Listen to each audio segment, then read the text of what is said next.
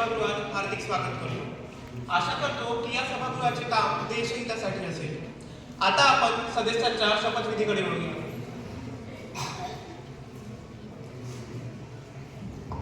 माननीय गायत्रीजी बोरकुटे, आपण कोणत्या भाषेत शपथ घेऊ इच्छिता? मैं गायत्री मंजूषा मनोहर बोरकुटे ईश्वर की शपथ लेती हूँ कि मैं सत्यनिष्ठा, प्रतिबद्धता और राष्ट्रहित को सर्वोपरि रखते हुए संसद के सदस्य के रूप में अपने कर्तव्यों का निष्ठापूर्वक पालन करूंगी। मैं भारत के संविधान, लोकतांत्रिक मूल्यों और राष्ट्रीय एकता के प्रति पूर्ण श्रद्धा और निष्ठा रखूंगी। मैं सदन की गरिमा, शिष्टाचार और मर्यादा बनाए रखते हुए रचनात्मक, संवैधानिक और सकारात्मक विचारों से देश के विकास में अपना योगदान दूंगी। धन्यवाद।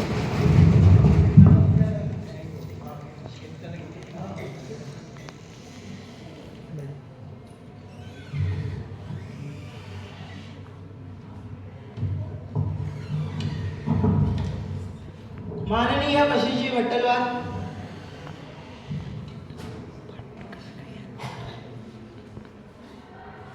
आपण कोणत्या भाषेत शपथ घेऊ इच्छिता? मी कशिश भट्टलवार लोकसभेचा सदस्य म्हणून निवडून आलो असल्याने गांभीर्यपूर्वक शपथ घेतो की कायद्याद्वारे स्थापित झाले आहे अशा भारतीय संविधानाबद्दल मी खरी श्रद्धा व निष्ठा बाळगेन, भारताची सार्वभौमत्वता व एकात्मता उन्नत राखेन आणि आता जे मी हाती घेणारे कार्य आहे ते निष्ठेपूर्वक पार पाडेन। जय हिंद।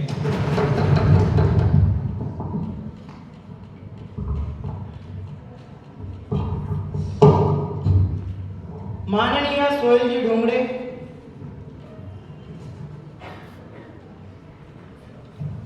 आपण कोणत्या भाषेत शपथ घेऊ इच्छिता?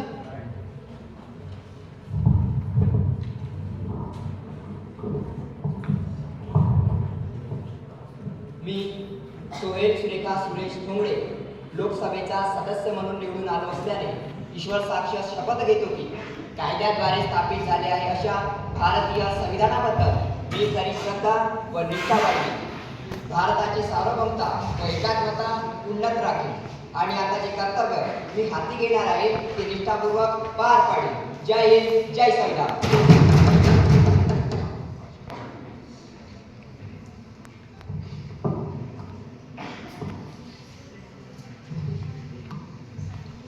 माननीय शिखरजी सागेवार, आपण कोणत्या भाषेत शपथ घेऊ इच्छिता? I, Shikhar Shikumar Sagewal, having been elected as a member of the House of the People, I swear in the name of God that I will bear true faith and allegiance to the Constitution of India as by law established, that I will uphold the sovereignty and integrity of India, and that I will faithfully discharge the duty upon which I am about to enter.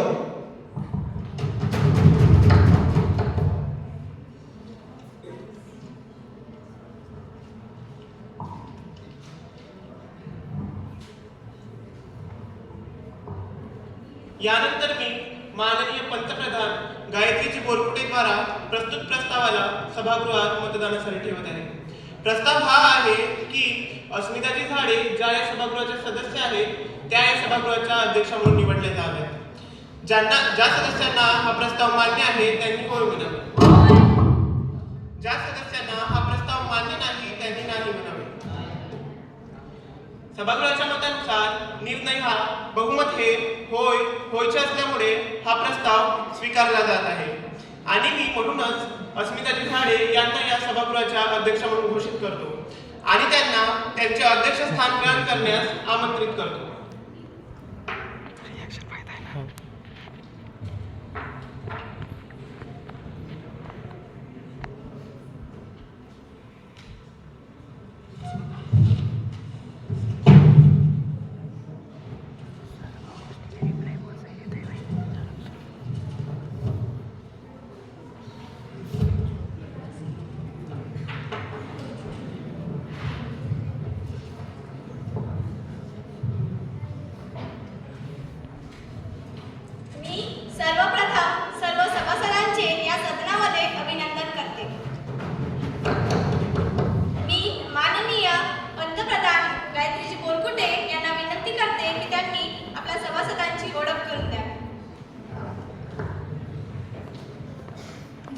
अध्यक्ष महोदया. मी पंतप्रधान गायत्री मंजुषा मनोहर बोरकुटे आपल्यामार्फत या सभागृहाला आपल्या मंत्र्यांचा परिचय करून देते. गृहमंत्री माननीय के.डी. भटजी, अर्थमंत्री माननीय शिवानी वाघरेजी, रस्ते वाहतूक मंत्री माननीय यश रोहनकारजी, कृषी मंत्री माननीय ज्ञानेश्वर गुरुवारजी, शिक्षण मंत्री माननीय कृष्णा गुरुकारजी, आरोग्य मंत्री माननीय सिद्धी संतोषवारजी. धन्यवाद. मी माननीय विरोधी पक्षनेते सोहेलजी ढोंगडे यांना विनंती करते की त्यांनी आपल्या सहकाऱ्यांची ओळख करून द्यावी. धन्यवाद अध्यक्ष महोदया. मी आपल्या मार्फत या सभागृहाला माझ्या सहकार्यांची ओळख करून देतो. हे आमचे सहकारी शिखरजी सागेवार, साहिलजी कार्डे, सुमितजी गिनेकर,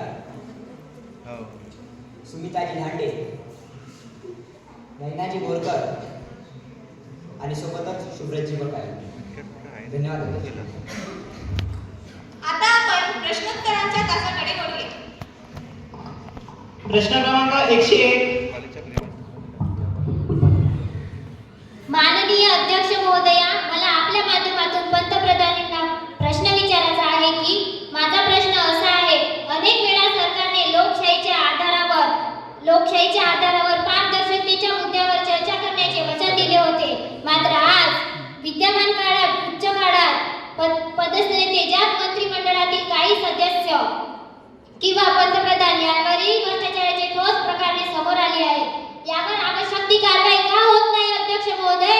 या स्थितीत नागरिकांच्या अपेक्षानुसार शासनाच्या पारदर्शकता आणि उत्तरदायित्वाचे स्वरूप राखले जात असल्याचा दावा कसा करता येईल, याचे उत्तर मला पंतप्रधानांकडून हवे आहे. माननीय पंतप्रधान गायत्रीजी बोरकुटे. धन्यवाद अध्यक्ष महोदया. मी सर्वप्रथम या सभागृहातील सर्व सदस्यांचे मनपूर्वक स्वागत करते. अध्यक्ष महोदया, आपल्या विरोधी पक्षनेत्यांना आणखी थोड्या माहितीची गरज आहे. कारण माझ्या माहितीप्रमाणे देशाचे कामकाज पारदर्शक ठेवण्याचे आणि भ्रष्टाचारावर नियंत्रण ठेवण्याचे उपाय सरकार सतत करीत आहे. गेल्या काही वर्षातच RTI, CBI, ACB आणि इतर अनेक संसदीय कायद्यांद्वारे सरकार भ्रष्टाचार विरोधी उपाय सुनिश्चित केलेले आहेत. त्याचबरोबर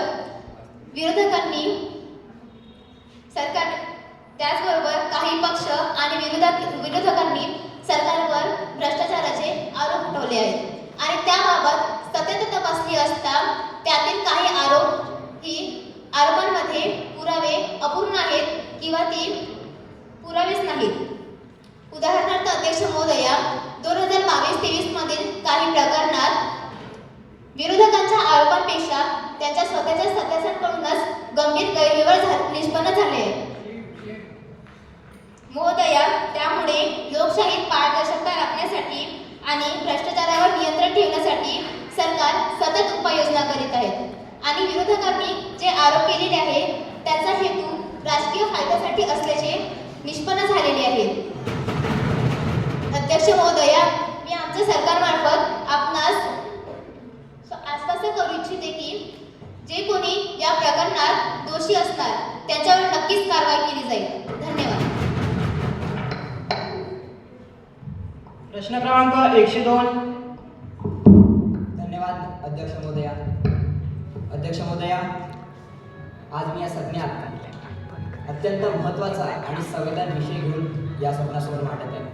अध्यक्ष महोदया, अलीकडेच नाशिक जिल्ह्यातील डोंगराळ या गावामध्ये एका 3-3.5 वर्षाच्या चिमुकलीवर अन्याय झाला, अत्याचार झाला आणि तिची निर्घृणपणे हत्या करण्यात आली. अध्यक्ष महोदय, डोळे ते दृश्य पाहू शकणार नाही, हृदय फाटून बसेल असं ते दृश्य होतं. अध्यक्ष महोदय, त्यांच्या घरच्यांच्या प्रती मी माझ्या संवेदना व्यक्त करतो. पण अध्यक्ष महोदय, या देशामध्ये आता कायद्याचा धाक राहिलेला आहे की नाही? अध्यक्ष महोदय, अशा या महिला अत्याचारांच्या घटनांमध्ये आपल्याला वारंवार वाढ होताना दिसत आहे. अध्यक्ष महोदय, NCRBच्या अहवालानुसार 2012 मध्ये महिला अत्याचाराची जवळपास 24,923 प्रकरणे नोंदवली गेली होती. परंतु याच सरकारच्या काळात अध्यक्ष महोदय, याच सरकारच्या काळात या महिला अत्याचाराच्या प्रमाणामध्ये वाढ होऊन हाच आकडा 31,561 पर्यंत गेला अध्यक्ष महोदय. म्हणजे अध्यक्ष महोदय प्रत्येक दिवशी छानशी तर दर तासाला 3 महिला अत्याचाराच्या बळी पडतायत अध्यक्ष महोदय. माझी लाडकी बहीण म्हणून मताच्या वेळी त्यांच्याकडे जायचं, मत मागायचं असं होत नाही. लाडकी बहीण म्हणून फक्त मत मागून काही होत नाही, बोलून त्यांना फक्त शब्दाने बहीण म्हणून काही होत नाही, तर मनापासून त्यांना बहीण म्हणावं लागतं. आज या देशामध्ये या प्रकरणांमध्ये आपल्याला वाढ होताना दिसत आहे, भली मोठी वाढ होताना दिसत आहे अध्यक्ष महोदय. आमचं सरकार म्हणतंय की आम्ही असं केलं तसं केलं, महिला संरक्षणासाठी योजना आणल्या, पण त्या योजनांचा फायदा होत आहे का अध्यक्ष महोदय? या प्रकरणामध्ये वारंवार वाढ होताना दिसत आहे. त्यासाठी सरकारनं कोणतं मोठं पाऊल उचललं आहे त्याचं उत्तर आम्हाला या गृहमंत्र्यांकडून हवं आहे अध्यक्ष. माननीय गृहमंत्री कशीची घोट तलवार. धन्यवाद अध्यक्ष महोदय. सन्माननीय विरोधी पक्ष नेत्यांनी या ठिकाणी अतिशय संवेदनशील आणि महत्त्वपूर्ण विषय सभागृहाचं लक्ष वेधलेलं आहे. अध्यक्ष महोदय, जे काही मालेगाव तालुक्यातील डोंगराळी या भागामध्ये झालेली जी काही घटना आहे ती अतिशय निंदनीय आणि मानवतेला काळी फासणारी अशी एक गोष्ट आहे. त्या माध्यमातून कुठेतरी महाराष्ट्रामध्ये असेल किंवा भारतामध्ये असेल आपल्याला एक चिंताजनक वातावरण निर्माण झालेलं होतं. परंतु अध्यक्ष महोदय, मी आपल्याला सांगू इच्छितो त्यामध्ये जे कोणी दोषी असतात त्यांना सोडले जाणार नाही. आणि अध्यक्ष महोदय, या संदर्भात मला मी अजून पुन्हा सांगू इच्छितो की फास्ट ट्रॅकच्या माध्यमातून हे जे काही प्रकरण आहे ते सुप्रीम कोर्ट आणि हायकोर्टमध्ये चालवलं जाणार आणि दोषी जो कोणी व्यक्ती असेल त्याला कायद्याच्या माध्यमातून कठोर ते कठोर शिक्षा देण्याचं प्रावधान आमच्या सरकारचं आहे. अध्यक्ष महोदय, सदस्यांनी शांतता पाळावी. अध्यक्ष महोदय, सन्माननीय विरोधी पक्ष नेते बोलत असताना एक आकडेवारी आपल्यासमोर प्रदर्शित केली, परंतु सन्माननीय विरोधी पक्ष नेत्यांनी आपलं कार्ड विसरलं की काय असं मी त्यांना प्रश्न पडायला लागला. अध्यक्ष महोदय, मी तुम्हाला सांगू इच्छितो की खुशबू आ नहीं सकती कभी कागज के फूलों की और सच्चाई छुपा नहीं जा सकती कभी बनावट के उसूलों की. आणि म्हणून अध्यक्ष महोदय, अध्यक्ष महोदय, मी आपल्याला सांगू इच्छितो की नक्कीच आता आपल्याला तक्रारीचे प्रमाण वाढलेले दिसत आहे, परंतु अत्याचाराचे प्रमाण वाढले असे नव्हे. सोहेल महाराज, हे तुमचे जंगलराज नव्हे ज्यात महिला तक्रार करण्याकरता बाहेर निघत नव्हती, तक्रार करण्याकरता बाहेर निघत नव्हती, परंतु आताची महिला ही सक्षम झाली आहे. आपल्या विरुद्ध उठणाऱ्या अन्याय अत्याचारांविरुद्ध ते उभी ठाकलेली आहे. अध्यक्ष महोदय, मी आपल्याला सांगू इच्छितो की आताची महिला ही सक्षमीकरणाच्या दृष्टीनं एक पाऊल टाकलेली आहे. त्याच्यामुळे आपल्या सरकारमध्ये देखील बघू शकता की आपलं सरकार सुद्धा महिलांचं सरकार बनलेलं आहे. अध्यक्ष महोदय, या संदर्भात मी तुम्हाला सांगू इच्छितो की जे काही ते प्रकरण झालेलं आहे त्या प्रकरणाविरुद्ध आम्ही तातडीने कारवाई करण्याचे आदेश प्रशासनाला दिलेले आहेत. परंतु अध्यक्ष महोदय, या संदर्भात सांगत असताना की तुमच्या सरकारच्या माध्यमातून मोठ्या प्रमाणात याचे अत्याचाराचे प्रमाण वाढले हे पूर्णतः खरे नव्हे. अध्यक्ष महोदय, मी आपल्याला सांगत असताना आपल्याला निदर्शनास आणून देऊ इच्छितो की आकड्याचे प्रमाण हे मोठ्या प्रमाणात वाढलेले दिसतात, परंतु अत्याचाराचे प्रमाण वाढले असे नव्हे. पूर्वी महिला घाबरत होती घराबाहेर निघायला, तक्रार करायला, कारण अमानुषीय अशी यांची सरकार होती जे न्याय महिलांना देत नव्हती. परंतु आज तुम्ही बघू शकता आमचे जे काही सरकार आहे ते महिलांचं आहे. त्याच्यामुळं महिला सक्षमीकरणाच्या दृष्टिकोनातून एक नवी पाऊल टाकलेली आहे आणि महिला तक्रार करण्याकरता बाहेर निघून आलेल्या आहेत. म्हणून आज आपल्याला कुठेतरी ते जे काही प्रकरण आहेत ते मोठ्या प्रमाणात वाढल्याचे चित्र दिसून आलेले आहे. अध्यक्ष महोदय, आपल्या माध्यमातून सभागृहाला आश्वस्त करू इच्छितो की येणाऱ्या काळामध्ये महिला अत्याचाराचे प्रमाण अत्यल्प कमी होतील असं मी तुम्हाला आश्वासन देऊ इच्छितो. कारण अध्यक्ष महोदय, आपल्या संदर्भात पुन्हा एकदा मी सभागृहाला आश्वस्त करू इच्छितो की महिला सक्षमीकरणाच्या दृष्टिकोनातून महिला अत्याचाराचे प्रमाण कमी करण्याच्या दृष्टिकोनातून सरकारने विविध पावले उचलली आहेत, विविध धोरणं उचलली आहेत. त्याच्यामुळे महिला कुठेतरी आज त्या अत्याचारापासून दूर होण्याच्या मार्गावर मार्गक्रमण करीत आहे. निर्भया निधी उभारणे असेल, त्या संदर्भात पुन्हा महिला पोलीस हेल्पलाईन असेल किंवा महिला पोलीस स्वयंसेवक असतील, याच्या माध्यमातून आज महिला बाहेर मुक्त प्रवाहात हे नोकरी करण्याकरता बाहेर निघून राहिलेली आहे. अध्यक्ष महोदय, या संदर्भात मी तुम्हाला सांगू इच्छितो आपली जी काही सरकार आहे ती गोरगरिबांची आहे, दलितांची आहे, उपेक्षितांची आहे, मागासवर्गीयांची आहे. खऱ्या अर्थानं जर बोलायचं झालं तर आपली सरकार ही विशेषतः महिलांची आहे. म्हणून आमच्या सरकारचे आज जे काही पक्षनेते आहेत ते महिला आहेत. त्यासोबतच मोठ्या प्रमाणात महिलांची संख्या देखील आपल्याला या ठिकाणी दिसत आहे. तुम्ही सुद्धा सभापती बनले आहात, तुम्ही सुद्धा महिला आहेत. त्यांच्या काळामध्ये किती महिला सदस्य होत्या सांगा बरं जरा. तुमच्या एकतरी मंत्री महिला होती का? अध्यक्ष महोदय, त्यांच्या काळामध्ये एकतरी महिला पंतप्रधान झाले होते का? त्यांच्या काळामध्ये एकतरी महिला सदस्य होते का? केव्हाच नव्हत्या. परंतु आमच्या काळामध्ये महिला या ठिकाणी पंतप्रधान आहे. महिलांची संख्या मोठ्या प्रमाणात वाढलेली आहे. आणि नक्कीच अध्यक्ष महोदय येणाऱ्या काळामध्ये महिला अत्याचाराचे प्रमाण कमी होतील त्या दृष्टीने सरकारने विविध आपली पाऊल उचललेली आहे. आणि तुम्हाला मी आश्वस्त करू इच्छितो की महात्मा गांधीजींना अभिप्रेत असलेले रामराज्याची संकल्पना ही आमच्या सरकारच्या माध्यमातून उचलली जाणार आणि महत्त्वाचा मुद्दा म्हणजे महिलांना जे काही न्याय असेल ते देण्याचं काम आमच्या सरकारच्या माध्यमातून केलं जाणार. लक्षात ठेवा, हा तुमचा जंगलराज नव्हे, आमच्या पंतप्रधानांचा सुशासनाचा राज्य आहे, सुशासनाचं राज्य आहे. धन्यवाद अध्यक्ष महोदय. Any supplementary question? प्रश्न क्रमांक 103. धन्यवाद अध्यक्ष महोदया. अध्यक्ष महोदया, मला तुमच्या मार्फत माननीय मंत्रीजींना विचारायचं आहे की अपघाताचे गणित दिवसेंदिवस वाढत आहे. अपघाताचे गणित दिवसेंदिवस वाढत आहे आणि मंत्रालयाच्या फायलीमध्ये घोषणांची संख्या देखील. माननीय मंत्रीजी, 2023-24 मध्ये देशभरात 4.65 लाख अपघात तर 1.70 लाख लोकांचा मृत्यू झाला. ही आकडेवारीची संख्या नाही माननीय मंत्रीजी, तर आपल्या अपूर्ण धोरणाची प्रेत यात्रा आहे. सरकार मान्य करते की NCRBच्या रिपोर्टनुसार 70% अपघात हे खराब रस्त्यामुळे, डिझाईन चुकतोय, वळण तुटतोय आणि ते सामान्य नागरिकांचा जीव निसटतोय. सरकारने 2024 मध्ये झिरो ऍक्सिडेंट विजनचं स्वप्न पाहिलं होतं, पण तो अजूनही धुक्यामध्ये हरवलेलं दिसत आहे. मृत्यू दर वाढलेला, अपघात दर उंचावलेला आहे. अध्यक्ष महोदया, रस्ते उद्ध्वस्त झाले की मंत्र्यांनी पावसावर तोल द्यायचं, रस्ते उद्ध्वस्त झाले की मंत्र्यांनी पावसावर तोल द्यायचं आणि नागरिकांचा जीव गमवला की नागरिकावर. पण कधी विचार नाही आपण की नियोजनाचा पाय कुठे झिजला. 1.28 करोड जमीन अधिग्रहणावर खर्च, तरी 28% हायवे अजून प्रकल्प वेळेत पूर्ण नाहीये. 32,000 ब्लॅक स्पॉट सरकारने आयडेंटिफाय केलं. 32,000 ब्लॅक स्पॉट सरकारने आयडेंटिफाय केलं, फक्त 30% दुरुस्त, बाकी उरलेल्या ठिकाणी जनता रोज भीतीच्या पुलावर जात आहे. दूरवर हायवे चमकदार दिसतात, पण जवळून तेच मृत्यूच्या सावली बनतात. माननीय अध्यक्ष महोदय, मला तुमच्या मार्फत मंत्रीजीला सांगायचं आहे की ही आकडेवारीची संख्या नसून ही मातांची रडणारी छाती आहे. ही मातांची रडणारी छाती आहे, ही मुलांची वाट पाहणारी दारं आहे. हा जनतेचा आवाज आहे की सुरक्षितता ही घोषणा नसून एक जबाबदारी आहे. माननीय मंत्रीजी, तुम्हाला मी एवढं सांगू इच्छितो की रस्ते सुधारण्यापेक्षा भाषण सुधारण्यात वेळ जातोय का, की रस्ते सुधारण्यापेक्षा भाषण सुधारण्यात वेळ जातोय का, की अपघाताचा आकडा वाढत असताना आपल्याला विकासाचं स्वप्न अजूनही दिसतंय का, की वास्तवाच्या धक्क्याला समोर जाण्याची तयारी तरी आहे का. मंत्रीजी सांगतील का रक्तरंजित प्रवास संपणार तरी कधी. माननीय मंत्री उत्तर देतील का. रस्ते वाहतूक मंत्री माननीय यश गोंडकरजी. अध्यक्ष महोदय, विरोधकांनी जो प्रश्न उपस्थित केला तो मी मनापासून ऐकला, पण त्यांच्या प्रत्येक प्रश्नामध्ये मला प्रतीत होतं की जणू वाहतूक जाम झाली तर सरकार चुकीची आणि रस्ते मोकळे झाले तरी सरकार चुकीची. अध्यक्ष महोदय, देशातील शहरे प्रचंड वेगाने वाढत आहेत आणि त्यासोबत वाहनांची संख्या देखील प्रचंड वेगाने वाढत आहे.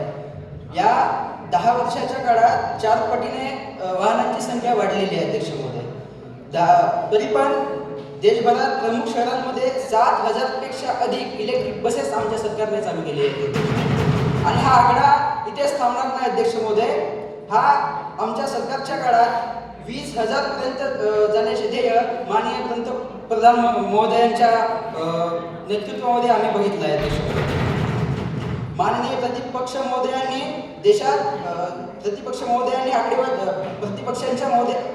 माननीय प्रतिपक्ष मोदयांच्या आकडेवारीनुसार 4.65 लाख अपघात आणि 1.70 लाख मृत्यू ही इत्यादी झालेली आहेत. ही संख्या माझ्यासाठी फक्त कागदावरचे अंक नाही तर प्रत्येक कुटुंबाचे दुःख आहे हेही मला जाणवते अध्यक्ष महोदय.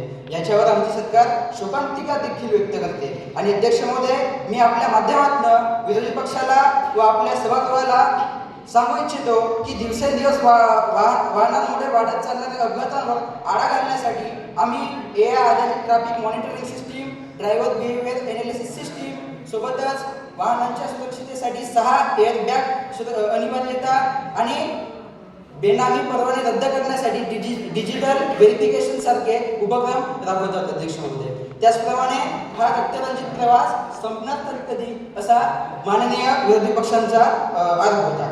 अध्यक्ष महोदय, मी आज या सभागृहाला आश्वासन नाही तर खात्री देतो, आमची सरकार काळात रस्ते टिकाऊ असतील, पर्यावरण पूरक असतील आणि नागरिकांसाठी सुरक्षितही असतील. धन्यवाद अध्यक्ष महोदय.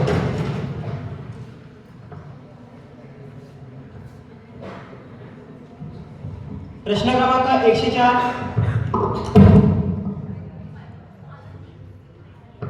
Honorable Speaker, Madam, my question to the Honorable Minister of Health. My question concerns with today's government hospital condition. Honorable Speaker, those countries are consistently progress and develop where other people have better health. But in India, in many vulnerable areas, people are suffering from the disease because don't have the hospital. And if there is hospital, there is shortage of doctors, medicine, proper infrastructure, and transportation facilities. In 2018, this government initiated the Ayushman Bharat scheme. But many people are finding those hospitals. Where are you providing these facilities? Honorable Speaker, if someone died, they have the post-mortem process under 2 hours. If someone died, they have the post-mortem process under 2 hours. But if the serious life patient suffering from the disease, they have the waiting for 2 days. Can it is justifiable, madam? Can it is government only for the dead people, not for the live people? माननीय आरोग्य मंत्री सिद्धी संतोषवर जी. Thank you, Madam Speaker. Honorable Madam Speaker, opposition are misleading the House by telling emotional stories. Honorable Speaker, from birth to the old age, at every stage, we place the strengthen our healthcare page. The government focuses on our empowering citizens through healthcare. Honorable Speaker, our expenditure in financial year 2025 was estimated to 9.4 lakh crore. The Ayushman Bharat Pradhan Mantri Jan Arogya Yojana has revolutionized the providing health care by health coverage to bottom 40% of the Indian most vulnerable and population section. Honorable Speaker, as of 15th January 2025, more than 40 lakh senior citizens have been enrolled, Madam Speaker. As of October 1, 2025, ABPM Jai has over 42 lakh people enrolled, Madam Speaker. Teleconsultation services are also available at the all Ayushman Arogya Mandirs across the country, including in the rural areas. More than 39.61 crore teleconsultations were conducted at the Ayushman Arogya Mandirs. Madam Speaker, from 2014 to 2025, Indian healthcare system has undergone a profound transformation under the dynamic leadership of our PM. With the people first approach, the government has focuses on making quality healthcare accessible and affordable to all citizens, especially the underprivileged and the rural population. Whether it is the world's largest health insurance scheme, the focuses has been clear, Madam Speaker: affordable, accessible, and accountable healthcare for all. Our health ministry, endeavoring to decrease the IMR and MMR, we are taking some measures toward this issue. Health is the heartbeat of nation, and we shall guard that heartbeat with unwavering dedication, Madam Speaker. Thank you, Madam Speaker. प्रश्न क्रमांक 105. अध्यक्ष महोदया, सरकार गुणगान करतंय की महागाई कमी झाली. अहो, एसीच्या खाली राहून समजणार नाही की महागाई कमी झाली की नाही. कधीतरी यांना सांगा, संसदेच्या कॅन्टीनच्या बाहेर जाऊन एक कप चाय घेऊन बघा. कधीतरी एक दिवस काम करून जी मजुरी मिळते ती मजुरी घेऊन बाजारात जाऊन राशन घेऊन बघा. तेव्हा समजेल महागाई कमी झाली की नाही. अध्यक्ष महोदया, सरकार ने नोटबंदी लगाकर देश की आम जनता की आस छीन ली. सरकार ने अग्निवीर लाकर युवाओं की उम्मीदें छीन ली है और देश में महंगाई लाकर देश की जनता की थाली में से निवाले छीन लिए और ये लोग कहते हैं कि सर सबका साथ सबका विकास करेंगे. अध्यक्ष महोदया, माननीय अर्थमंत्री वारंवार सांगतात की महागाई नियंत्रणात आहे आणि अर्थव्यवस्था आपली सुवर्ण कडाकडे जात आहे. परंतु वास्तव हे आहे की आपल्या गरीब माणसाच्या घरातली किचनची ज्योत अजूनही मंद होते. अध्यक्ष महोदया, आपल्या सरकारचे आकडे सांगतात की एप्रिल 2025 मधील सीपीआय मागे 3.16% राहिली, पण त्याच काळात खाद्यपदार्थाचे दर 8 ते 12% वाढले. अध्यक्ष महोदय, गॅस सिलेंडरच्या किमती वाढल्या अध्यक्ष महोदया आणि कुटुंबाच्या मासिक खर्चात सरासरी 18% वाढ झाली अध्यक्ष महोदया. मग या 3.16% आकड्यांचा फायदा सामान्य माणसाला होतो तरी कुठे आहे की हे आकडे फक्त आर्थिक कागदावर चकाकण्यासाठी योग्य आहे? याचा उत्तर आम्हाला अर्थमंत्र्यांकडून हवं अध्यक्ष महोदया. माननीय अर्थमंत्री शिवाजी वागरे. माननीय अध्यक्ष महोदया, विरोधी पक्षाच्या सन्माननीय सदस्यांनी ज्या प्रकारे एसी, कॅन्टीन आणि चहाच्या कपाची उपमा देऊन हा प्रश्न उपस्थित केला आहे, त्यावर असे स्पष्ट होते की त्यांना सरकारी आकडेवारीपेक्षा अधिक केवळ राजकीय भावनिकता जागृत करण्यासाठी रस आहे. माननीय सदस्यांना मी शांत करू इच्छिते की आपण 3.16 आणि 8.12% आकड्याची जी गोंधळलेली भेट करत आहात ती पाहता आपल्याला सीबीआयचे मूलभूत अंकगणित देखील कळत नसतात. माननीय सदस्यांनी नेमके बोट ठेवले ते खाद्यपदार्थांच्या टोपलीवर. ही समस्या खरी आहे. जेव्हा काही विशिष्ट खाद्यपदार्थांच्या किमती वाढतात तेव्हा त्यांचा थेट परिणाम कुटुंबांच्या मासिक किराणा बिलावर होतो.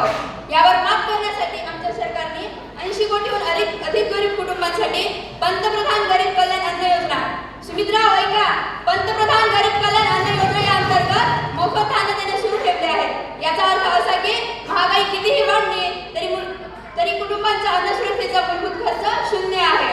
गॅस सिलेंडरच्या वाढलेल्या किमतीवर केवळ दिलासा नाही तर उज्ज्वला योजना अंतर्गत लाभार्थ्यांना 300 रुपयांचे अनुदान थेट त्यांच्या बँक खात्यात जमा होत आहे. माननीय सदस्य महोदय एसी कॅबिनेटमध्ये बसून केवळ सरकारी आकडे पाहू नये असे उद्देश करत देतात. पण अध्यक्ष महोदय, मी त्यांना विचारू इच्छिते की कोणाच्या काळात गॅस कनेक्शन मिळवण्यासाठी लोकांना वर्षानुवर्ष रांगेत उभे राहावे लागत होते.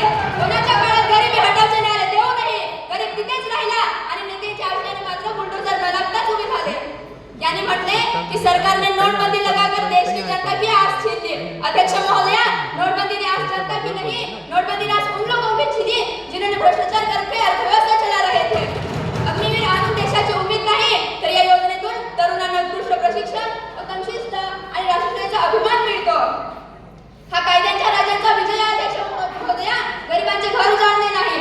सुवर्ण काळाचा अर्थ असा नाही की उद्या सकाळी सर्व समस्या आपोआप संपतील.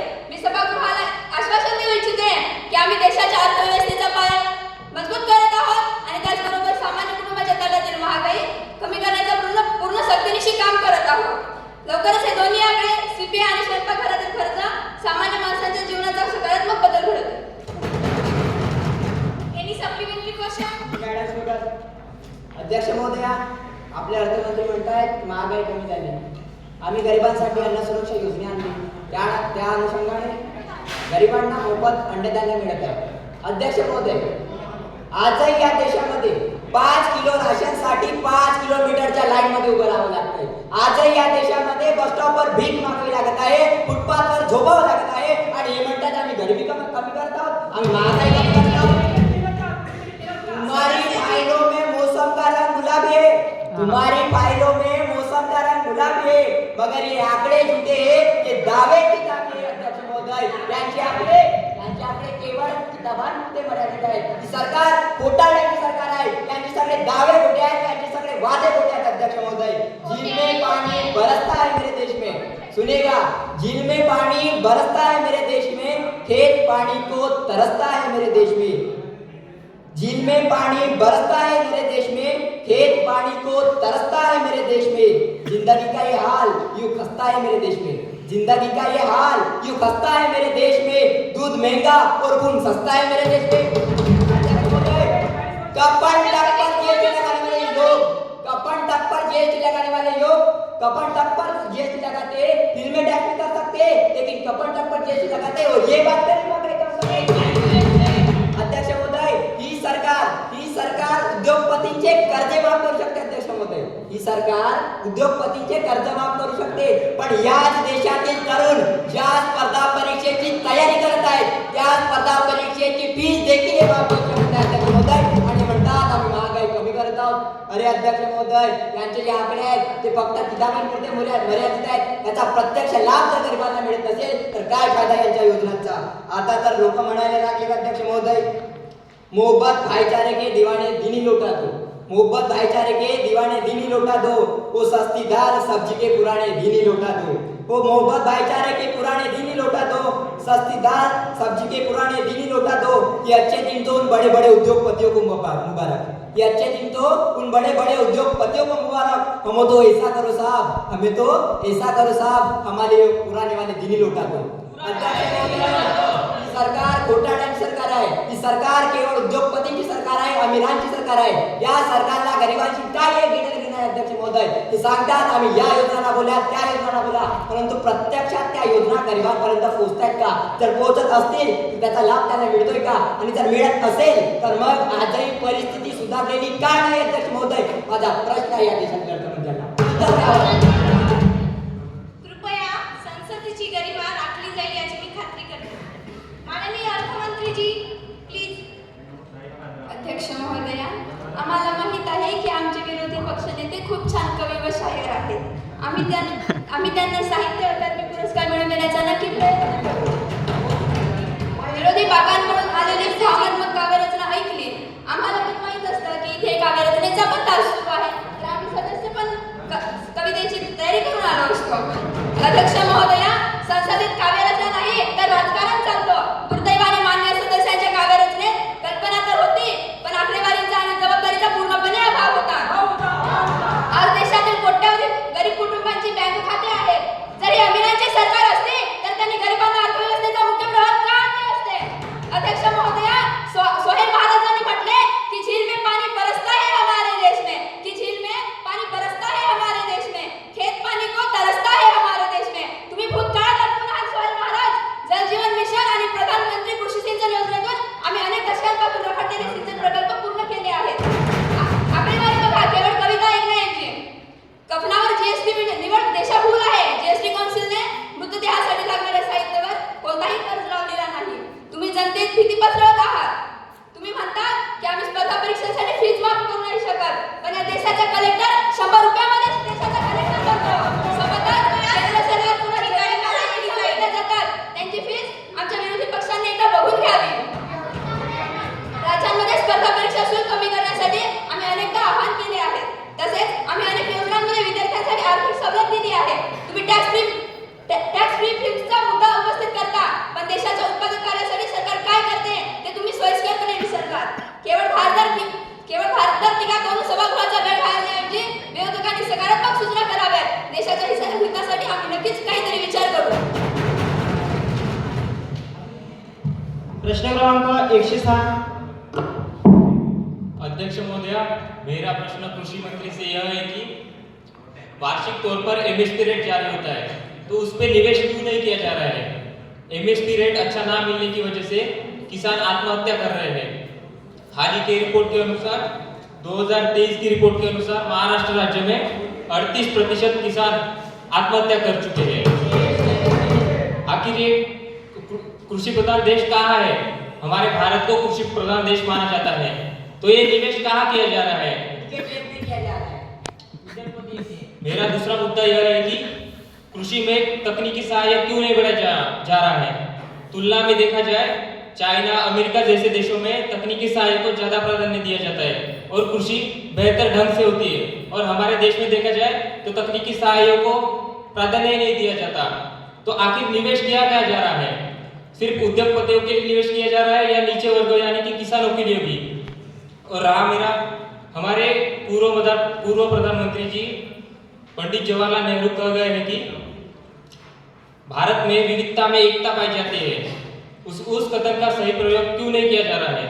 भारत में विभिन्न क्षेत्र पाए जाते हैं, उसी प्रकार कृषि भी विभिन्न क्षेत्रों के अनुसार की जाती है, तो उसी प्रकार निधि योजना लागू क्यों नहीं किया जाती?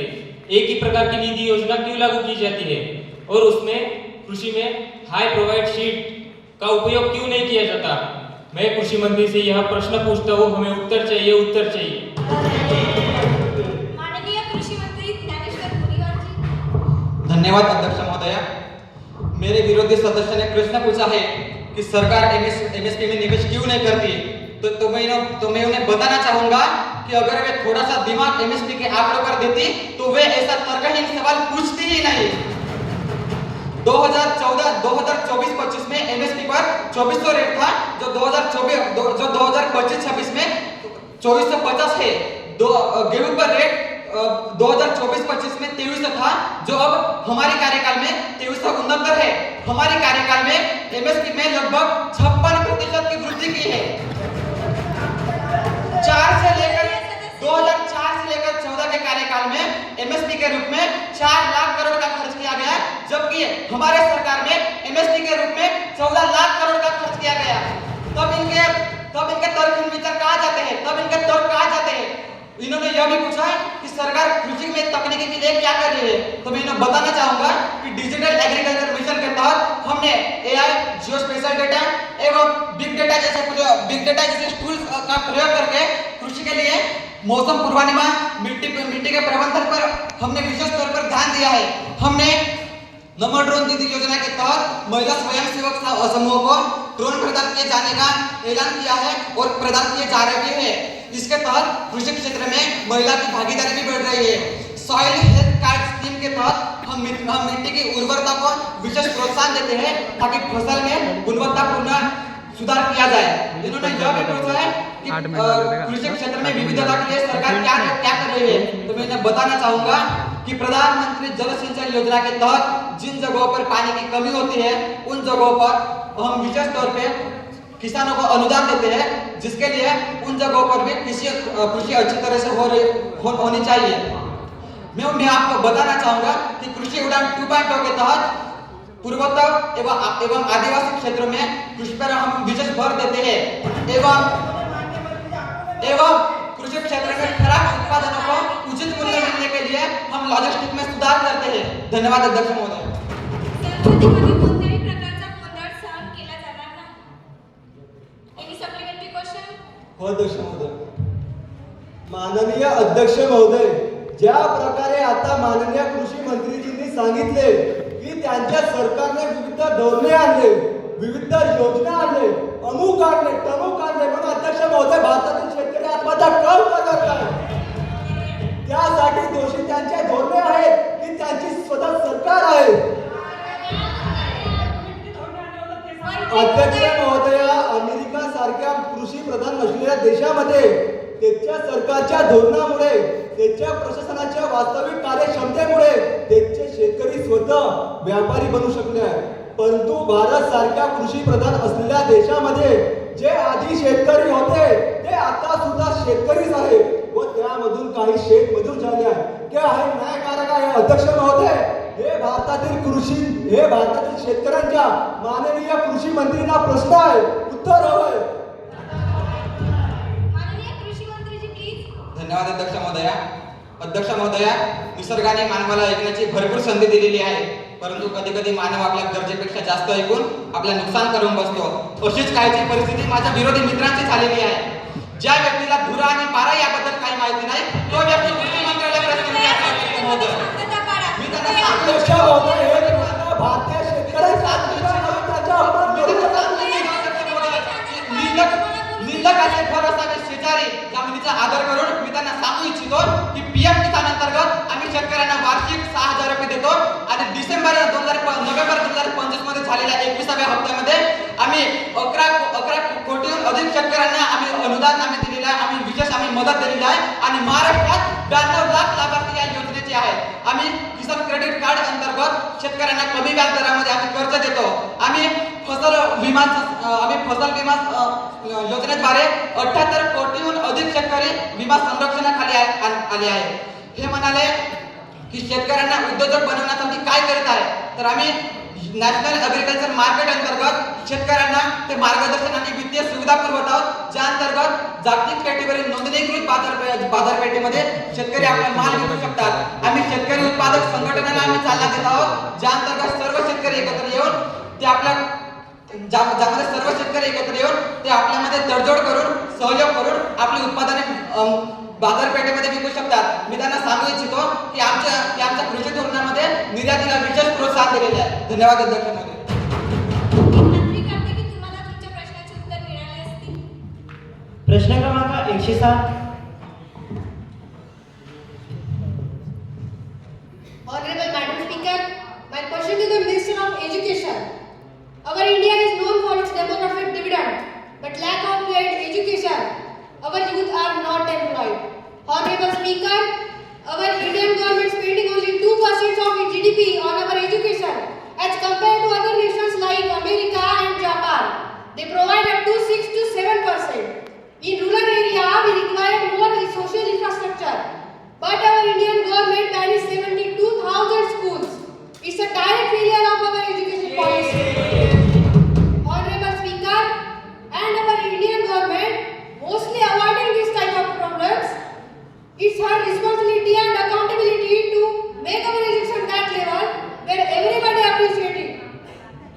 Honorable Madam Speaker, my question to the Minister of Education. Please answer. माननीय शिक्षण मंत्री धन्यवाद अध्यक्ष महोदया. माननीय सदस्यांनी उपस्थित केलेले प्रश्न अत्यंत महत्त्वाचे आहेत. माननीय सदस्यांनी म्हटल्याप्रमाणे शिक्षणावरील सार्वजनिक खर्च हा GDPच्या फक्त 2% इतके आहे. पण मी या सभागृहाला सांगू इच्छिते की आम्ही राष्ट्रीय शिक्षण धोरण 2020 NEP मध्ये आम्ही 6% इतका शिक्षणावर खर्च करत आहोत अध्यक्ष. यासाठी केंद्र आणि राज्य सरकारांमध्ये वित्तीय समन्वयता आहे. माननीय अध्यक्ष महोदया, सध्याच्या स्थितीत 3 लाखाहून अधिक शाळांमध्ये डिजिटल शिक्षण सामग्री पोहोचवण्याकरिता PM ई-विद्या तसेच शिक्षणात प्रवेश व टिकाव वाढवण्याकरिता विद्यार्थी केंद्र अनुदान यासारखे कार्यक्रम राबवले जात आहे. अध्यक्ष महोदय, माननीय महोदय, विरोधी पक्ष नेत्याकडून 72,000 शाळा काढून टाकल्या असा उल्लेख केला गेलेला आहे. पण मी इथे स्पष्ट करते की या शाळेपैकी कित्येक शाळा अतिशय विद्यार्थी संख्या कमी असलेल्या व अतिशय कार्यक्षम कमी असलेल्या होत्या. अध्यक्ष महोदय,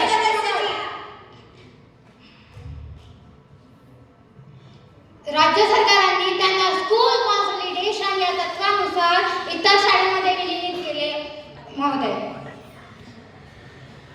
जेणेकरून विद्यार्थ्यांना अधिक सुयोग्य शिक्षण व संसाधने शिक्षक मिळू शकेल, ना की त्यांना या शिक्षणातून बाहेर काढण्याचा प्रवास होता. अध्यक्ष महोदय, सभापती महोदया, माननीय सदस्यांनी सरकार या जबाबदारीपासून दूर गेलेला नाही and does not deliberately to avoid any important question. महोदया, आम्ही शिक्षणासारख्या महत्त्वाच्या मुद्द्याला दुर्लक्ष करत नाही.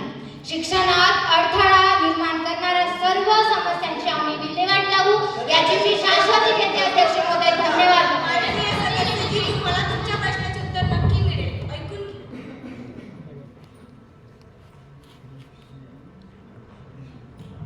प्रश्न क्रमांक 108. धन्यवाद अध्यक्ष महोदया. अध्यक्ष महोदया, किसी शायर ने क्या खूब कहा है, टूटे हुए लश्कर का भरम देख रहे हैं, जिले इलाई के करम देख रहे हैं. टूटे हुए लश्कर का भरम देख रहे हैं, जिले इलाई के करम देख रहे हैं. ताकत का नशा अक्ल पर हावी है तुम्हारे, ताकत का नशा अक्ल पर हावी है तुम्हारी, तुम देख ना पाओगे जो हम देख पा रहे हैं. अध्यक्ष महोदय, सध्या पब्लिसिटीचा दौर आहे, प्रचाराचा काळ आहे आणि याच प्रचाराच्या काळामध्ये आमचे जे सरकार आहे ते प्रचार करत होतं की काश्मीर आतंकवाद मुक्त झाला. भारतीयांना आवाहन करत होतं की तुम्ही काश्मीरला जा, फिरून या, सहलीन या. आणि त्यांच्या याच आश्वासनावर विश्वास ठेवत आमचे काही भारतीय नागरिक त्या काश्मीरला फिरण्यासाठी गेले होते. अध्यक्ष महोदय, परंतु ते पहलगाम सारख्या एका भ्याड हल्ल्याचे शिकार झाले. अध्यक्ष महोदय, ज्यामध्ये 26 भारतीयांचा त्यामध्ये मृत्यू झाला.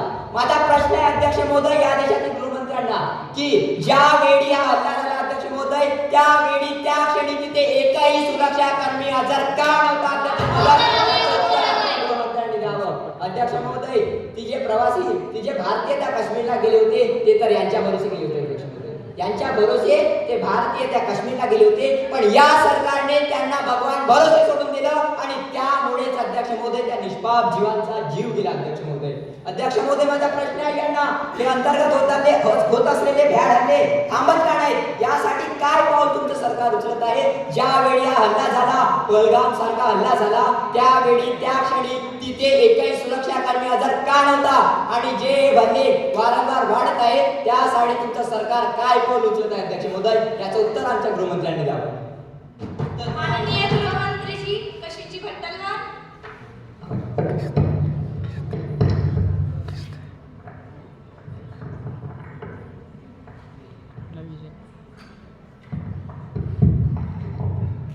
अध्यक्ष महोदय, आपल्या माध्यमातून मी सभागृहाला सांगू इच्छितो की जो काही पहलगाम या ठिकाणी झालेला जो काही अतिरेकी हल्ला होता तो 22 एप्रिल या दिवशी झालेला होता.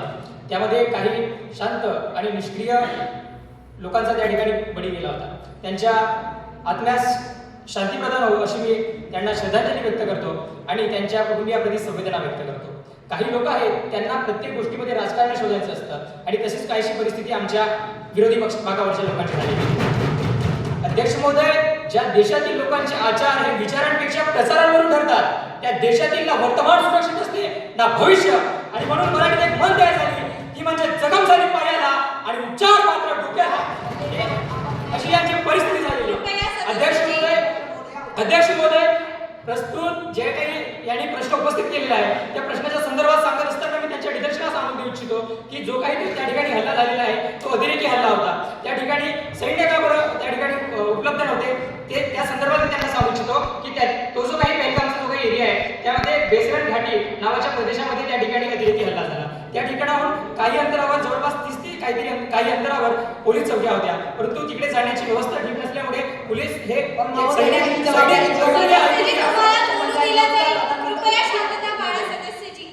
सन्माननीय सदस्य, आपण या सभागृहाचे वरिष्ठ नेते आहात. एखादा प्रश्न विचारल्यावर शांतरित्या ऐकून घेण्याची मानसिकता ठेवावी अशी मी आपणास विनंती करतो. ज्यावेळेस त्या ठिकाणी अतिरेकी हल्ला झाला त्या ठिकाणी सैन्य यायला काही उशीर झाला, परंतु तातडीने त्या ठिकाणी सैन्य पाठवण्यात आलं. अध्यक्ष महोदय, जे काही यांनी प्रकरण सांगितलं त्यांच्या कुटुंबियांप्रती संवेदना आहे सरकारची, परंतु हे सर्व होत असताना सरकार त्याकडे बारकाईने लक्ष दिलं होतं. ते म्हणतात की आता जो काही काश्मीरचा एरिया आहे तो पुन्हा दहशतवादाकडे घेत आहे, परंतु फुटीरतावादाचा सर्वात मोठा कलम 370 हटवण्याचं काम सन्माननीय पंतप्रधान मोदी यांच्या नेतृत्वात झालेला आहे. सन्माननीय पंतप्रधानांनी हे जे काही फुटीरतावादी कलम आहे ते त्या ठिकाणी हटवण्याचा प्रयत्न केला आहे. आणि म्हणून आज कुठेतरी ज्या ठिकाणी जो काही लाल चौक होता त्या ठिकाणी भारतीय झेंडा फडकत होता, आज प्रत्येक लोकांच्या घराघरामध्ये भरभर तिरंगा फडकवला जातो. मला सांगू इच्छितो की ज्या भागामध्ये आजपर्यंत तिथले लोक तिथले मुलं हे बंदुकी हातात घेत होते ते आज पेन आणि पेन्सिल घेऊन IAS अधिकारी बनण्याकडे मार्गक्रमण करीत आहेत. अध्यक्ष महोदय, आपल्या माध्यमातून सभागृहाला मी आश्वस्त करू इच्छितो की आज आपला जो काही देश आहे तो प्रगतीपथावर चालत आहे, परंतु काही फुटीरतावादी चळवळी आहेत ते देशाला आळा घालण्याचा वारंवार प्रयत्न करत आहेत. त्याच्यावर आळा घालण्याकरता संबंधित शासनाच्या माध्यमातून विविध उपाययोजना केली जात आहेत. जर मी त्यांना आकडेवारी सांगायची झाली तर दहशतवादी हल्ले कोणाच्या काळामध्ये झाले हे जरा मला त्यांनी सांगावं. ज्या वेळेस दहशतवादी हल्ले होत होते त्यावेळेस सौम्य भूमिका कोण निभावत होतं? एखाद्या वेळेस जर का एखादा दहशतवादी सापडला त्याचे फोटो पाठवत होते. फोटो का पाठवत होते? केवळ फोटो पाठवत होते पाकिस्तानमध्ये आणि सांगत होते हे तुमचे दहशतवादी. पुरी आणि पहलगामचा हल्ला ज्या ठिकाणी झाला त्याच्यानंतर सर्जिकल स्ट्राईकच्या माध्यमातून असेल त्या ठिकाणी एअर स्ट्राईकच्या माध्यमातून असेल त्यांचे जे काही दहशतवादी आहेत त्यांचे हल्ल्याचे ठिकाण उद्ध्वस्त करण्याचे काम संबंधित सरकारच्या माध्यमातून करण्यात आले.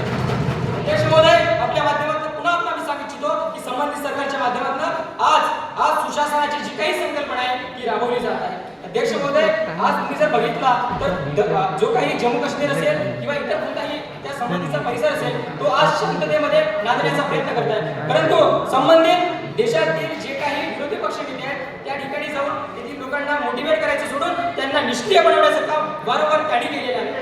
संविधानकर्त्यांनी एकदा लिहिलं होतं, संविधानकर्त्यांची भूमिका होती की देशामध्ये एक प्रतीक, एक राष्ट्र, एक प्रतीक आणि एक संविधान असलं पाहिजे, परंतु फुटीरतावादीचा कलम 360 असल्यामुळे तो त्या ठिकाणी एक देश, एक प्रतीक आणि एक संविधान नव्हता, परंतु संबंधित सरकारच्या माध्यमातून करण्यात आलेला आहे आणि आज कुठेतरी आपला जो काही देश आहे तो प्रगतीकडे वाटचाल करत आहे. अध्यक्ष महोदय, संबंधित आकडेवारी सांगत असताना मी त्यांना सांगू इच्छितो की 2005 ते 11च्या दरम्यान जवळपास 27,000 हल्ले त्या ठिकाणी झाले होते, परंतु आज ते मोठ्या प्रमाणात त्या ठिकाणी कमतरता आपल्या त्या ठिकाणी दिसून आलेली आहे.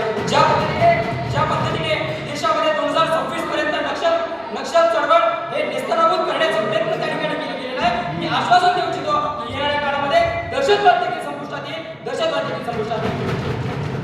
अध्यक्ष महोदय, मी तुम्हाला पुन्हा एकदा सांगू इच्छितो की रत्नहाराचे तेजस्वी सौंदर्य पाहायला पुण्या रत्नपाघराची गरज नसते, लहान मुलाच्या पाप्याची आवडवडी चाखायला पुण्या पुस्तकी पांडित्याची गरज नसते, तसेच दहशतवादी हल्ले कोणाच्या काळामध्ये जास्त झाले हे सांगायला पुण्या पुस्तकी पांडित्याची गरज नसते. धन्यवाद अध्यक्ष महोदय. अध्यक्ष महोदय, माननीय गृहमंत्री म्हणाले की आतंकवाद खतम करत आहोत, त्याच्यावर आळा घालत आहोत, पण अध्यक्ष महोदय, जो 9 नोव्हेंबरला दिल्लीमध्ये बॉम्बस्फोट झाला ज्यात 15 जण मृत्युमुखी पडले त्याचं काय? अध्यक्ष महोदया, 9 नोव्हेंबरला जो दिल्लीत बॉम्ब सुट झाला, जो आरडीएक्स दिल्लीमध्ये सापडला, तोच आरडीएक्स पुलवामा अटॅकमध्ये आपल्या एनआयएने ताब्यात घेतला होता. अध्यक्ष महोदया, आपण गोव्यातून साधी दारूची बाटली महाराष्ट्रात आणू शकत नाही, तर तो बॉम्ब दिल्लीत आला कसा? या देशात दारूची बाटली महत्वाची आहे की बॉम्ब महत्वाचा आहे? अध्यक्ष महोदया, अध्यक्ष महोदया, या देशाची सुरक्षा ज्यांच्या हातात आहे ते हात कोणाच्या हातात आहेत? अध्यक्ष महोदया, याच्या माध्यमातून तरी त्यांनी मान्य केलं की दारूची बाटली सुद्धा एका राज्यातून दुसऱ्या राज्यात जाऊ नाही शकत. परंतु मी त्यांना सांगू इच्छितो, ज्या पद्धतीने दारूची बाटली ही एका राज्यात दुसऱ्या राज्यात जाऊ शकत नाही, त्याच पद्धतीने जो काही त्या ठिकाणी शस्त्रसाठा सापडला आहे तो एका ठिकाणाहून दुसऱ्या ठिकाणी जात नाही. याची मी तर तो पासपोर्ट झाला कसा आहे? अध्यक्ष महोदया, संबंधित विरोधी पक्ष नेत्यांचा अभाव असेल शिक्षणाचा, किंवा त्यांनी माहिती काढत असताना ChatGPT किंवा व्हॉट्सअप परंतु अध्यक्ष महोदय, आपल्या माध्यमातून मी सभागृहाला सांगू इच्छितो की जो पहलगाम या ठिकाणी पुलवामा या ठिकाणी सापडलेला जो काही शस्त्रसाठा होता किंवा जे काही दिल्लीमध्ये झालेला आहे त्याचा आणि याचा एकही संबंध काही नाही आहे. एनआयएच्या माध्यमातून असेल किंवा दिल्ली पोलीस, हरियाणा पोलीस आणि संबंधित जो काही परिसर आहे त्यामध्ये चेकपोस्ट नाके तयार करण्यात आलेले आहेत. त्या संबंधित यांचा रॅकेट कुठपर्यंत चाललेला आहे या संबंधित चर्चा करण्यात आलेली आहे. आणि फैजाबादमध्ये जवळपास जे कोणी आरोपी होते ते सापडले गेले आहे. 300 ग्रॅम त्या ठिकाणी म्हणजे तो शस्त्रसाठा सापडला गेला आहे, त्याचा आपण हस्तगत केलेला आहे. येण्याच्या माध्यमातून ही चाचणी होत आहे. जे काही टेरर लिंक आहे ते शोधून आम्ही नक्कीच येणाऱ्या काळामध्ये भारताला दहशतवादी मुक्त राष्ट्र बनवण्याचा संकल्प हाती घेत आहोत. धन्यवाद. मी आशा करतो की सर्व प्रश्नांची उत्तरं तुम्हाला मिळाली असतील. आता प्रश्नोत्तरांचा तास इथेच संपलेला आहे. प्रस्ताव क्रमांक 202. तरी विधेयक मी हा 2025-26 अध्यक्षाकडे समर्पित करतो.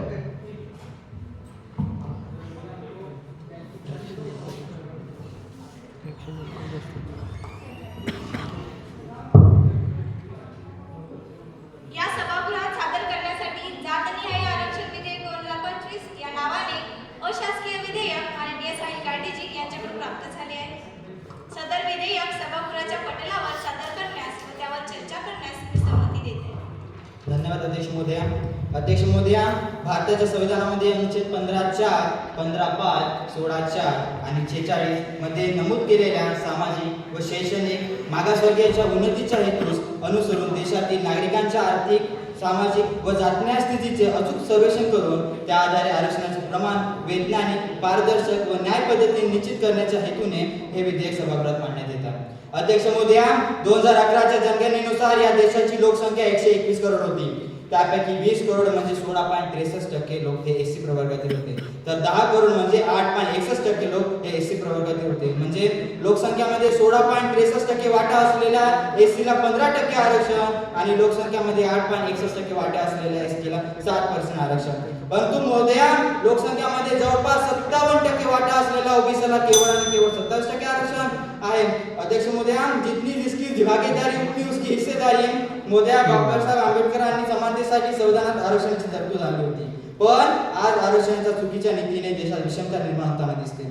ओबीसीतील लोक गरीब नाहीत का, वंचित नाहीत का, शोषित नाहीत का? आहेत ना, मग त्यांनाही आरक्षण हवे आहे. म्हणूनच महोदया, देशात लोकसंख्येच्या आधारावर जातीने आरक्षण दिलं जावं आणि समग्र राष्ट्राचा आणि देशातील प्रत्येक नागरिकांचा विकास करावा आणि हे जातीने आरक्षण 2025 हे विधेयक पारित करावा हे मी सदनाला विनंती करतो.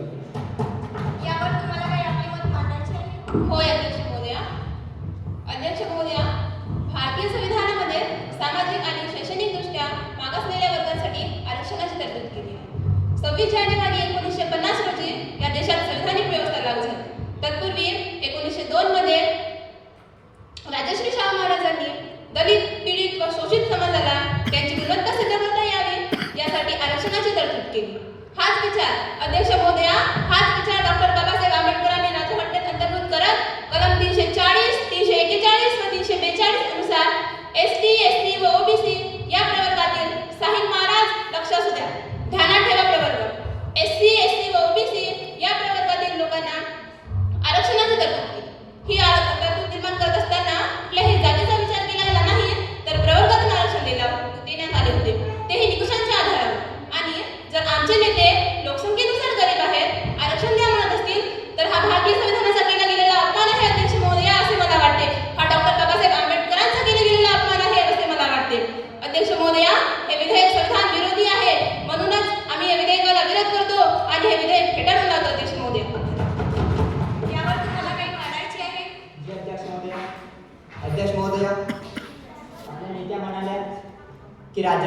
महाराजांनी या देशामध्ये विषमता दूर करण्यासाठी आणि देशातील दलित, पीडित, वंचित आणि शोषित समाजाला त्यांची गुणवत्ता सिद्ध करता यावी यासाठी या देशामध्ये सर्वप्रथम आरक्षणाची तरतूद केली होती. परंतु अध्यक्ष महोदया, आज या देशामध्ये ओबीसीला 27%, एससीला 15%, तर एसटीला 7% आणि ईडब्ल्यूएसला 10% असे जवळपास 59.50 म्हणजे समजून घ्या 60% जागा ह्या आज या भारत देशामध्ये आरक्षित आहेत, राखीव आहेत अध्यक्ष महोदय. म्हणजेच आता फक्त आणि फक्त या देशामध्ये 40% जागाच गुणवत्तेच्या आधारावर भरल्या जातात अध्यक्ष महोदय. आणि ह्या ज्या 40% जागा आहेत त्या 40% जागांमध्ये केवळ आणि केवळ सामान्य श्रेणीतीलच विद्यार्थी नव्हे तर एससी, एसटी आणि ओबीसी ज्यांना आधीच आरक्षण आहे अध्यक्ष महोदय, ज्यांना आधीच आरक्षण आहे ते देखील तिथे अर्ज करू शकतात अध्यक्ष महोदय. अध्यक्ष महोदय, एससी, एसटी, ओबीसी यांना आधीच आरक्षण असूनही त्यांना त्या सामान्य श्रेणीमधल्या 40% मध्ये पुन्हा अर्ज करता येते. ओबीसी मध्ये किंवा इतर सामान्य वर्गामध्ये अध्यक्ष महोदय गुणवत्तापूर्ण विद्यार्थी नाहीत का अध्यक्ष महोदय? आहेत ना. पण आपण जर एक हुशार आणि गुणवत्तापूर्ण विद्यार्थी सोडून एका कमी गुणवत्ता असलेल्या विद्यार्थ्याला जर पाठपुरावा देत असो, त्याला जर आपण आरक्षण देऊन किंवा त्याला आपण पुढे ढकलून या देशाचा विकास करून पाहत असाल तर ते शक्य नाही अध्यक्ष महोदय. आपण जर या देशामध्ये गुणवत्तापूर्ण अधिकारी जर या देशाला हवे असतील तर या देशामध्ये अध्यक्ष महोदय जातनिहाय लोकसंख्येनुसार आरक्षण हे आवश्यक आहे अध्यक्ष महोदय. तेव्हाच अध्यक्ष महोदय या देशाचा आणि या देशातील प्रत्येक नागरिकाचा विकास होईल. तेव्हा सदर विधेयक हे या सदनाने पारित करावं एवढीच मी या सदनाला विनंती करतो आहे अध्यक्ष महोदय. धन्यवाद. अध्यक्ष महोदय, आमच्या नेत्यांशी मी पूर्णपणे सहमत आहे. आरक्षण एक सकारात्मक कृती आहे. मागासवर्गीयांच्या उन्नतीसाठी त्यांना मदत करते. आरक्षण ही सामाजिक उन्नतीची पद्धत आहे. परंतु महोदया, या देशात शिष्यवृत्ती निधी, प्रशिक्षण, एकतरी कल्याणकारी योजना आहेत का? त्या उन्नतीसाठी केवळ आरक्षण एकमेव पर्याय नाही. म्हणून अध्यक्ष महोदय, लोकसंख्येनुसार आरक्षण लागू करा किंवा आरक्षण मुक्त भारत तयार करा अशी मी विनंती सभागृहात करते. धन्यवाद. यावर तुम्हाला काय म्हणायचे आहे? जी अध्यक्ष महोदय, प्रतिपक्ष आम्हाला विरोध करण्याच्या नादामध्ये त्यांचं ते का बोलत आहेत त्यांचं त्यांनाच कळत नाही. अध्यक्ष महोदय, माननीय प्रतिपक्ष महोदयांच्या विधेयकानुसार त्यांना स्पष्ट म्हणायचं आहे की लोकसंख्येनुसार आरक्षण द्या, नाही तर आरक्षणच रद्द करून टाका. अध्यक्ष महोदय, मला वाटतं की विरोधी पक्षाला डॉक्टर बाबासाहेब आंबेडकरांनी सहन केलेल्या जातीभेदीचा चटका आठवत नसावा बहुतेक. दरवेळी ते आम्हाला विरोध करताना म्हणतात की हे सरकार संविधान खतम करणारी आहे आणि प्रवेशद्वारावर बसून संविधान वाचवा अशा स्वरूपाचे मोर्चे काढतात, रॅली काढतात. आणि अध्यक्ष महोदय, प्रतिपक्षाच्या आजच्या वक्तव्याने ते स्वतः संविधान विरोधी आहेत की काय अशी शंका मला आणि या सभागृहाला पडत आहे. अध्यक्ष महोदय, मी आपल्या माध्यमातून विरोधी पक्षाला व या सभागृहाला सांगू इच्छितो की डॉक्टर बाबासाहेब आंबेडकरांच्या मते समानता ही अर्थहीन आहे जर त्या ठिकाणी समता प्रस्थापित झाली नाही तर. आणि भारतीय संविधानात आरक्षणाची तरतूद ही समता आणि समानता निर्माण करण्यासाठी करण्यात आली आहे अध्यक्ष महोदय. आणि अध्यक्ष महोदय यांनी जो विधेयक मांडला आहे तो फक्त समानतेच्या स्वरूपाचा मला दिसतोय अध्यक्ष महोदय. अध्यक्ष महोदय, सर्वोच्च न्यायालयाचा निकाल सुद्धा सांगतो की लोकसंख्येनुसार आरक्षण हे मिळूच शकत नाही. जर समजा हे मिळाले तर अध्यक्ष महोदय या देशाचा फक्त आणि फक्त वाटोळा होईल, बाकी काहीच होणार नाही अध्यक्ष महोदय. अध्यक्ष महोदय, मी साक्ष देतो की जर हे विधेयक या सभागृहात पारित झाले तर भारत देशात लोकसंख्या वाढीचा खूप मोठा ब्लास्ट होईल अध्यक्ष महोदय. अध्यक्ष महोदय, मी आपणास एका उदाहरणाच्या स्वरूपात सांगू इच्छितो की भारतात ओबीसी हा 57% आहे. जर त्यांना यांच्या म्हणण्यानुसार 57% आरक्षण दिलं तर बाकी प्रवर्गांचं काय, बाकी जनसामान्यांचं काय अध्यक्ष महोदय? म्हणून अध्यक्ष महोदय, हे विधेयक संविधान विरोधी आहे. हे डॉक्टर बाबासाहेब आंबेडकरांच्या समता आणि समानता या तत्वाचा नाही, हे विधेयक आरक्षण खतम करण्याच्या तत्वाचं आहे. म्हणून हे विधेयक मी या सभागृहात फेटाळत आहे. धन्यवाद अध्यक्ष महोदय. अत्यंत ज्वलंत आणि महत्त्वाचा असा विधेयक सदनात मांडण्यात आला, ज्यावर चर्चा करण्यात आली. परंतु मला असे वाटते की यावर अजून चर्चा व्हायला हवी व या विधेयकावर पूर्ण अभ्यास करायला हवा. सभागृहाला योग्य वाटल्यास पुढील संसद अधिवेशनात सदर विधेयक शासकीय स्वरूपात सादर करावे असे मी सुचवते. पुढील अधिवेशन सुरू होईपर्यंत स्थगित करत असल्याची घोषणा करते. धन्यवाद. 15 मिनट के भीतर फूड खाना है, आप खा सकते हो, ठीक है? एग्जैक्ट 15 मिनट के बाद हम यहाँ पर नेक्स्ट टीम यहाँ पर रेडी रहेगी. जमवलं तुम्ही कास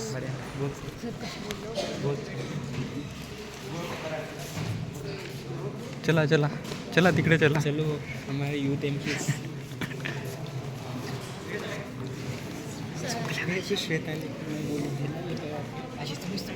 तिकडे बाहेर निघा बाहेर निघा बाहेर निघा बाहेर निघा पहिले बाहेर निघा सर्व पहिले.